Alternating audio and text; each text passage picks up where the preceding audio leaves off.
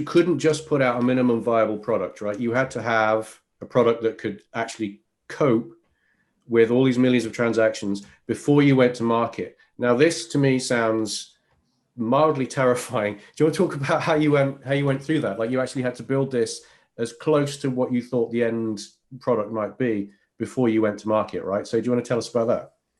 Yeah, that was the crazy part. I mean, I've coached a lot of startups, mentored them. I'm all about what I like MVPs and MVTs, like minimum viable test, to test the input to a product, to the minimum viable product. And like this whole waterfall thing of building it first seems crazy to me. So I was definitely worried about that. Also worried that no one had done it before. It's not like you can get online and go into like forums and figure out, how do I build like a fast volume, high volume blockchain protocol? Like, it just wasn't a thing. Like, it was trial and error, a lot of R&D.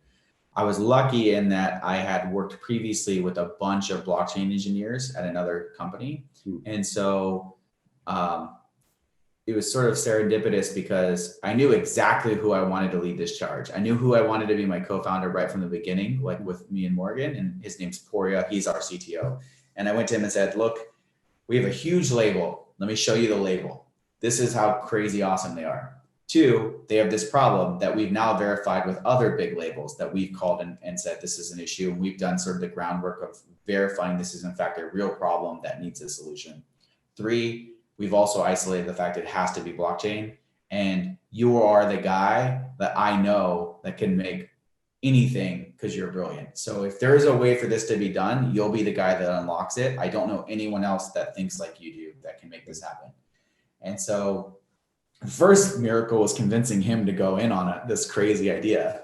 And then once he like really got into it, he was excited, and he spent really the first year building the technology. And I sort of product managed it a lot, like in terms of like, this is the business outcomes we need, and this is what we need to have done in these time chunks. And we worked every day with each other. We'd send emails back and forth around like what he needed to get done that day. He would tell me how he's prioritizing stuff, the typical product stuff, but we were just very much in the weeds in building this product. And I feel fortunate because we had worked together where he was my technical product manager on another project. So we just already had that kind of language, relationship, and cadence. And so it just seamlessly went into this new product, similar to the way we've worked together in the past. And so immediately Jira boards were built, like tickets are being assigned. We're having regular stand-up meetings about it. And we're basically saying, I have no idea how this is going to get done. So what prototypes do we test first? And one of the key things I really wanted to focus on was making sure that whatever we ended up building met the expectations of the labels at the end of it. And part of that was knowing like what the end product needed to look like for it to be usable on their front. So what we did was we built a bunch of prototypes, like on the design side. And it was really funny because I remember calling up a senior PM that I know really well out of San Francisco, and his wife happened to be away for the weekend. And we literally just like workshopped for the weekend long. He like built the whole dashboard designs, prototyped it, helped us figure it out. Like, because what we had was not the best looking thing. Like, I'm not a designer. So he kind of like gave it that first look. And then we talked through user flows and why things needed to be whatever, and really helped us identify, is this the product? Then we took that prototype back quickly to labels, multiple labels, and got their feedback. And they were like, you know what, this part we don't need. We already tracked that, internally in these mechanisms. I heard that 6 times and I was like, okay, well, we're not going to build that. And then it was like, this part's really interesting, but we need it to be scoped in these types of timeframes. And we need a graph that shows this. And we needed these capabilities for it to be usable for our team internally. And then I said, okay, well, what of these things could we ship that you would start using that we could build later? And really identifying what core products and the reason they needed to use those things from the end customer. So you were getting constant feedback actually then from your prospects, the guys who were ready to go in on this. Yeah, with the core things of like when you go to buy a car, like I needed to go A to B, it needs this kind of gas mileage. I don't want to have to put premium in, or premium's okay. This is my price range. Like you're kind of identifying what this car needs to look like. But at this point, the car has no engine, no frame, no chassis. It's literally just like a fake car. Like, let me just fake a car for you. And you tell me, yeah, that's the one, so that I know what I need to build underneath it. Because I wasn't sure. I knew it needed to go fast, but how fast? I knew that you needed data back in X types, like, real time, minute, hourly, but how fast do you actually need it? I knew that you needed verification, but how does that verification need to work? Like, there was a bunch of these pieces. So we sort of faked the front end of what they would interact with to understand what in their mind visually would work and what wouldn't work, to really get at the root of like the core features we needed to build. And then that had large implications on the underlying engine, because you don't want to like build the wrong car, basically, is like maybe the best analogy. Like, you don't want to build an engine that's not useful for those outputs. And so once we knew what the end game was, we sort of worked backwards. And in that time frame, while we're working on like, the design aspect and getting feedback from the labels, and Morgan and I are getting this, like, we're like a sponge just sucking all this stuff up and then trying to translate that into business objectives. Pouria is in the background testing all these different protocols, testing throughput, trying to figure out, can we build on someone else's blockchain, or are we going to have to build our own? Is there any way to string this stuff together? And ultimately, once we landed on the final product of what the MVP needed to be, and we landed on what needed to happen in order to power that, we realized we have to have our own blockchain. So we don't have a choice. There's nothing out there for us to use that is viable to get that outcome. So then really became the hard part, that Pouria, I mean, like, at some days probably was slamming his head against the wall thinking, why did I agree to this? I mean, failure after failure, trying to figure out how we're going to power 1 million streams per second on a blockchain. Yeah. And, he had the breakthrough in around October 2018 after almost a year of development. And we crushed it, and we were like, wow, like, then it's just a matter of optimizing this structure and making sure it's scalable. So we spent really a large part of the next 6 to 9 months battening the hatches, red teaming it, making sure that security and risks were accounted for, bringing in outside experts to attack the system and figure out ways that it might be manipulated, verifying all of our assumptions essentially for this protocol for what we were doing, to make sure that it was as secure as possible.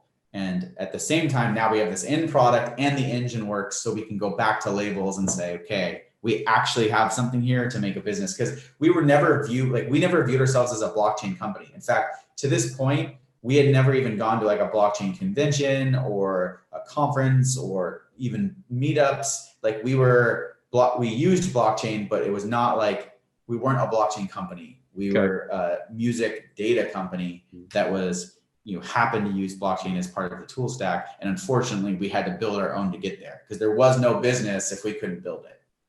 So timescale wise, then you're looking, it was about a year of development from say October 2017, October 2018. Then you got this 6 months of like as you said just there, sort of the rigorous testing and testing the assumptions and so on. And then after that, you could start going back to the market and go, here we are. We were already talking to the market. So I think it was more about making sure it was ready to turn on. Like, if they said, yes, let's go, could we turn it on? Like, is it production ready? Right. Okay. So at that point, what happened? Well, then Morgan and I realized, okay, up until this point, we had all self-funded the whole thing.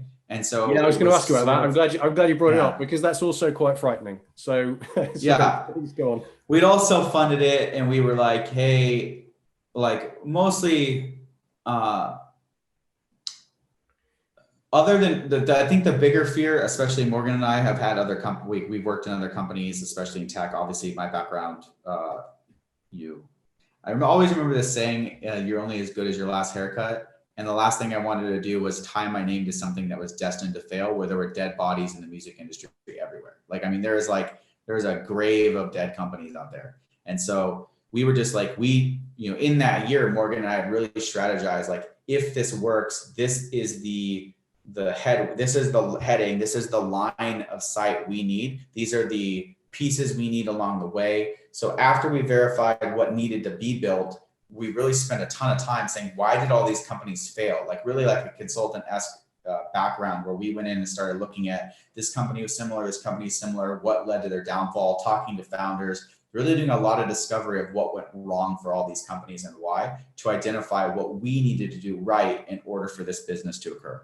And so once we had that sort of line of sight, then we said, okay, once we know that the technology is safe, then we can put our name to it and go actually fundraise and have a real business. Because until the technology is there, maybe we're too early, right? Like that's kind of the problem. Like if the tech isn't capable, if we can't build the tech, then there's no business to be had. And we're not going to be another one of those companies out there theoretically waving their hand saying this could be, and it like not actually being able to occur.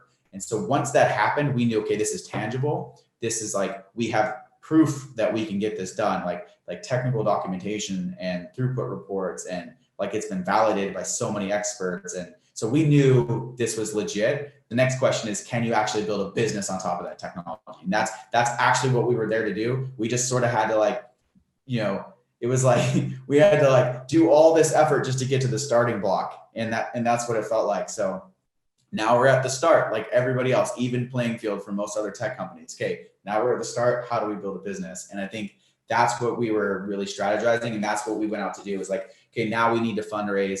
What are the milestones that are required from an investor perspective to being investable? All the sort of like, how do we marry like that narrative with our plan to succeeding? And then what are the potential adjacents after this? And like, what's our strategy past music? So really thinking like 5 years out, 3 years out, 1 year out, and aligning all that stuff, and then going to market and raising money. So we didn't want to do that too early. I knew we could probably raise money based on our reputations, but I didn't want to get burned. And then what do I do in a year from now when we go nowhere and we look foolish? So once I knew we had the tech, that's when we were like, okay, let's go fundraise. If you like this video and want to check out the full interview this is an excerpt from, you should see a link to that full interview somewhere here on the screen, and I'll also put one in the description box below. If you enjoyed this video, please consider liking it, and do subscribe to the channel if you want to stay up to date with all my videos as they go live. So thank you so much for watching, and stay curious.